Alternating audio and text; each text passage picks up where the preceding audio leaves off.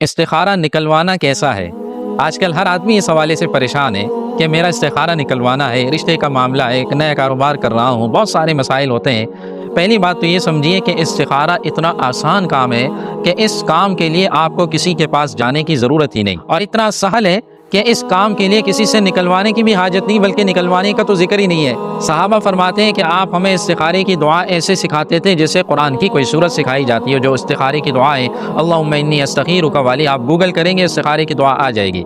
یہاں تک آتا ہے کہ آپ نے فرمایا کہ ما خاب من استخارہ، جس نے استخارہ کیا وہ کبھی ناکام نہیں ہوگا۔ یہاں تک آتا ہے کہ آپ کے پاس اگر 2 رکعات کا وقت نہ ہو تو آپ صرف اتنا کہہ دیں اللہم خیر لی واختر لی، یہ کہنا بھی کافی ہے۔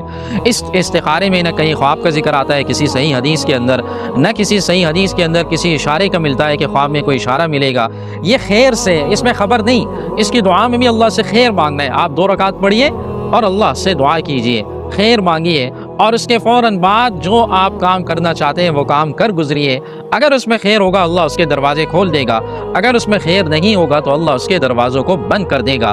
کسی سے استخارہ نکلوانے کی ضرورت نہیں، آسان کام ہے، 2 رکعت پڑھ کر اللہ سے مانگیے، اللہ میں یہ کام کرنے لگا ہوں، اگر اس میں خیر ہے تو یہ کام ہو جائے، اگر اس میں میرے لیے خیر نہیں ہے، برائی ہے، تو مجھے اس کام سے دور کر دیں۔